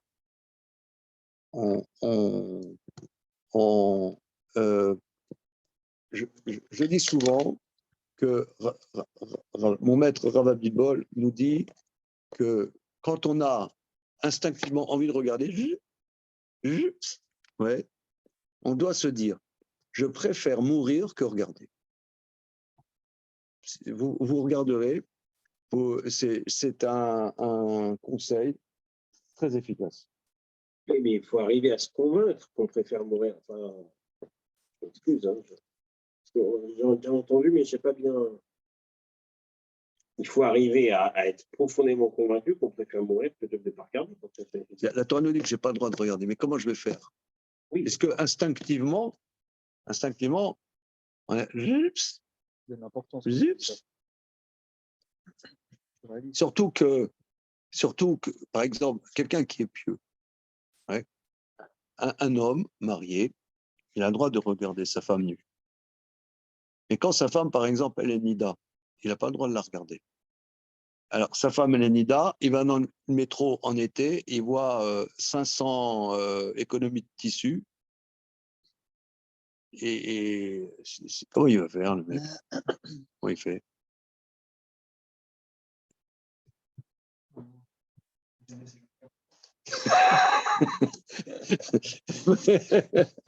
Comment il fait? Alors, c'est des sujets très importants. Hein. Le sujet, c'est ça. Le sujet, c'est que nous, on pense, bon, bah, c'est instinctif. Mais la Torah nous dit, attention, c'est pas instinctif. Tu peux agir par rapport à ça. C'est ça le rat. Le rat, c'est se laisser prendre par. Je me laisse prendre. C'est ça le rat. Ne rentre pas là-dedans. Ne rentre pas. Tu ne dois pas rentrer là-dedans. Ne pas rentrer là-dedans. Alors, ça s'appelle la Zéhirout. Zéhirout, la Torah m'éveille à faire attention à quelque chose que je pensais que je ne peux pas faire attention. Et la Zéhirout, une fois que tu t'éduques à ça, alors c'est intéressant parce que Rabbi Pinchas Ben Yair nous dit que Rabbi Pinchas nous dit que ce qu'on voit ici, c'est l'épure de la Torah. Ce sujet est l'expérience première de la Torah. Parce que l'homme a des dimensions instinctives. Il pense, bon, c'est instinctif, c'est quoi? Je ne peux rien faire. La Torah des noms, je peux faire. D'où on voit que c'est l'épure, parce qu'il y a Torah, mais via des Zéhirout. La Zéhirout, de quoi la Zéhirout? C'est ce sujet. Et ce qu'il apprend du Shmarta Mikol Davara. Tu vois? Élargir à tous les interdits, mais l'épure, c'est ce sujet. Voilà, c'est l'épure. Regarde. Comment c'est que c'est ce sujet-là? C'est Nishparta Mikol Davara, je suis Balaïla. Parce que tu vas dire, un homme, il a fait un rêve érotique, comme on appelle en français. D'accord? Tu peux dire, bon, bah, c'est comme ça. Hein. Alors, c'est vrai, ça peut être comme ça. Mais, quelque part, je dis, non. En amont, tu aurais pu agir. Toi, tu penses que tu es passif. En amont, tu peux agir. De faire attention. Ah, mais c'est instinctif, c'est comme ça, c'est glandulaire, c'est hormonal. C'est vrai, c'est hormonal, c'est vrai. C'est vrai que c'est hormonal, c'est juste. Mais alors c'est pour ça que, comme je viens de vous dire, traditionnellement, on doit se marier jeune. Parce que après, on devient. Je sais pas, moi, tant que j'étais pas marié, j'étais dingue.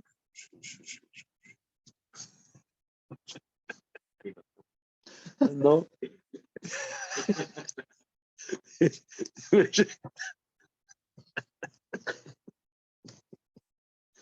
Bientôt, Rabbi David, bientôt. Il faut faire des. On y va, on continue. C'est la baraque, là. Alors, et les Zéhirout. Alors, comment? Les Zéhirout, c'est faire attention à. L'attention. Attention. La Torah nous amène à faire attention. Regardons Rashi, parce que Rashi est, comme d'habitude, extrêmement profond. Ils n'étaient pas dans l'ordre des Rashi. Oui.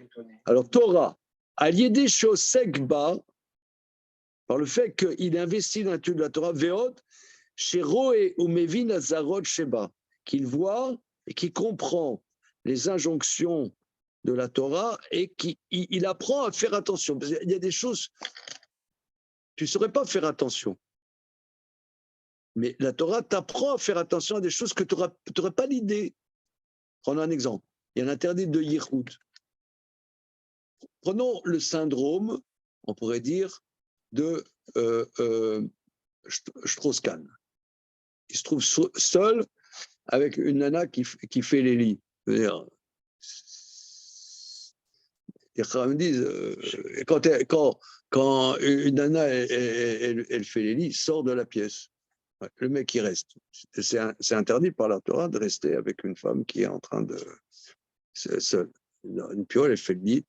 Et tu vois une nana, et surtout une bonne femme, elle fait les lits. Elle se penche, tu vois. Les Chachamim disent, sort. Pas dans une autre pièce. C'est comme ça. Reste pas. Lui, il est resté. Il n'est pas resté. Il n'est pas resté. Oui, non, c'est pourquoi tu ne dois pas rester, parce que ce qu'on appelle le syndrome de Strauss-Kahn. Mais on est tous des Strauss-Kahn, hein, c'est pas. Moi, je pense que pourquoi les gens. Bon, il y a des politiques, des trucs, machin. Il aurait été sûrement président de la République. Monsieur a suivi un peu. Tu le connais, Dominique? Ah, c'est vrai. On a vu le nez, je me suis dit ça. Comment tu le connais? Tes voisins, l'hôpital. Ah, donc tu connais aussi un petit peu? Non, un peu. Elle est sympa? C'est sympa. Excuse-moi, là commence le chiot, excusez-moi, sans vouloir c'est tes voisins, quoi. Tu sors de la chambre. Quand tu les voyais, ils sortaient de la poubelle. Non, attends, non, mais ce qui m'intéresse, le mec, il aurait pu être président ou non? C'était un coup monté, cette histoire. C'est un truc nature. Voilà. Mais je pense qu'on en a fait tout un pataquès parce qu'on est tous des Strauss-Kahn. On est tous, c'est vraiment le bouc émissaire. On est tous des Strauss-Kahn. Donc, c'est c'est comme au Moyen-Âge, quoi. C'est la manière c'est la curie, quoi, parce qu'on est tous, Mais la Torah me dit, voilà, il y a, comment elle s'appelait, la brave, là? Comment? Voilà, comme tu dis. Non, mais il était attends quand même. Il est marié avec Anne Sinclair, il va chercher la Nafis et tout. Non, ça me perturbe, hein, quand même, cette histoire. Excusez-moi. Moi, ça ne me perturbe pas du tout. Mais. Tu la connais, Nafis Diallo? Non. Attends, mais bon, attends, d'accord, ok. Mais regarde, simplement que la Torah te dit, voilà, ne reste pas. Et les Chachamim disent, quand la femme elle est nida, tu ne dois pas être dans la pièce quand elle est en train de faire les lits. C'est une halakha. Ah, ta femme. Quand ta femme, elle est nida, Parce qu'elle fait le lit. Oui, oui. non mais regardez, excusez-moi, une femme, elle se penche. En yiddish, il y a un mot, le toches. Ouais. Vous comprenez? D'accord. C'est tout. C'est une invitation à pousser sur le lit. Je veux dire, c'est comme ça. Alors, les Khaouim disent, tu sors. Ça, je connaissais cette à la femme, je crois que c'était par rapport au fait de faire le lit, que ça éveille les pensées du mari parce qu'elle fait le lit. Ah non, d'accord, c'est pas vrai, papa. Vous, les faciles. L'humanité, il y a l'humanité, il y a un microclimat. Il y a un microclimat d'angélisme.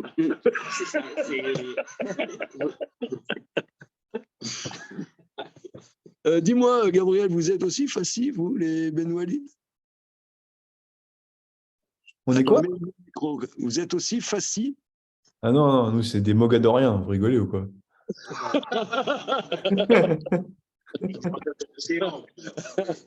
Ok. Alors, on continue. C'est étant. Donc là, la Torah nous amène à faire attention, à apprendre à faire attention. Ça, c'est Zéhout. Zéhout, mais via le Dezrizout. Faire attention, ça mène à l'empressement. L'empressement amène à la propreté, à faire attention aux détails. La propreté amène à la prichoute. Comment s'appelle prichoute en français? Souvent, on traduit par l'abstinence, mais on a vu que ce n'est pas tout à fait ça, c'est se séparer. Oui, l'abstinence, si, c'est de se séparer de certaines choses. Oui. Il y a des choses permises, mais malgré tout, bien que ça soit permis, certaines choses, je me sépare de ça. La prichoute amène à la pureté. Alors, ça, pour chaque terme, Rabbi Moshe Chaim Luzzatto a développé chapitre et chapitre sur chaque terme. Hein. C'est le Messilat Yesharim. Et nous avons un livre ici à la bibliothèque qui explique que Messilat Yesharim, c'est un livre de discipline spirituelle. C'est-à-dire ce sont des exercices, comment concrétiser ça dans notre quotidien. Et la prichoute amène à la pureté amène à la kedusha, il faut dire kedusha, sainteté. La sainteté amène à l'humilité. Donc vous voyez que l'humilité, c'est un niveau extrêmement élevé. C'est pas l'humilité, c'est une grandeur, comme le Maharal nous dit. L'humilité, c'est pas le type complexé, c'est pas le mec timide, complexé, machin, boutonneux. Alors, voilà. Et la nava amène à la crainte de la faute amène à la chassidoute. Il faut comprendre chassidoute. La chassidoute amène au souffle prophétique. Le souffle prophétique amène à la résurrection des morts. Alors, si vous voulez, que ça crée une dynamique, je suis à la résurrection des morts. Mais en vérité, ça a été expliqué plus haut, que la mort, c'est la passivité. Donc, quelqu'un qui s'éduque à ne pas être passif dans ces détails de l'existence introduit une dimension de résurrection des morts. Parce que la mort, pourquoi la mort est source d'impureté dans notre tradition? Parce que c'est le fait d'être contraint. Or, le fait d'être vivant, c'est de ne pas être contraint. Le vivant, c'est ne pas subir, ne pas être libre. Voilà. Et c'est pour ça que, comme ça, les commentateurs expliquent, le Hirsch explique particulièrement dans son commentaire dans Vaïkra, que la mort, c'est source d'impureté parce que je suis en contact sur quelque chose qui me renvoie comme si j'étais contraint dans la vie, j'étais pas libre. Voilà. Or, la liberté, chérie, j'écris ton nom, mais là, ici, la liberté, elle est dans les choses extrêmement simples de l'existence. C'est le fait de ne pas être passif. Le mal, c'est la passivité. Ok. Ce étant, Bezrat Hashem, nous verrons la semaine prochaine le Maharal qui va déposer ce texte. Ok. La mort, c'est impur, mais la pensée de la mort, c'est quelque chose qui est recherché, c'est ça? Beaucoup plus tôt, quand tu disais que le être sous, etc., chez nous, Michel Acker, c'était parce qu'on ne se confronte pas à la réalité, à la réalité de la mort, notamment, etc. Oui, c'est La vrai. pensée de la mort, c'est quelque chose qu'il faut rechercher, mais la mort en soi, c'est ce n'est pas. C'est la confrontation à un mort. Voilà. Physiquement. Voilà. Physiquement. La confrontation à un cadavre. Voilà, tu vois. Ah oui, c'est très bonne question. Je ne sais pas traduire. Chassidout, on traduit piété. Oui. Oui, très bien. Pas la traduction, mais ce qu'on dit, le Messilat Lécharim, c'est le Chassidout, c'est un élan d'amour qui fait qu'il va aller plus loin que simplement la mise. La dévotion. Non, la dévotion. Oui, mais pas dire dévotion, c'est difficile. Tu peux répéter? C'est un élan d'amour qui fait qu'il va plus loin que l'exigence de la mise. Ouais. Tu vois, par exemple, tu vois, par exemple, Dieu il te dit de faire quelque chose. Bon, tu le fais. Mais le chassid dit, qu'est-ce que Dieu aimerait que je fasse? C'est ce qu'il veut avec cette mitzvah. C'est pas ce pourquoi ils ont pris Aaron sur tes boulets. Ah, c'est pas mal. C'est pas mal. Ouais, c'est pas mal. C'est pas mal. C'est pas mal. C'est pas mal. C'est pas mal. Il y a plusieurs explications. Hein. Oui, il y a un avis qui dit. Oui, mais c'en est une. Oui, parce que juste après, il y a l'interdit de boire de l'alcool avant de rentrer au temple. Plusieurs démarches. Ok, très bien. Bezrat Hashem, la semaine prochaine, on verra donc le commentaire du Marat sur ce passage. Ah, les textes, on les rend, on les garde. Comment? On les garde, les textes. Tu peux les garder. Hein. Ok. Bonne soirée. Salut. Alors, une seconde.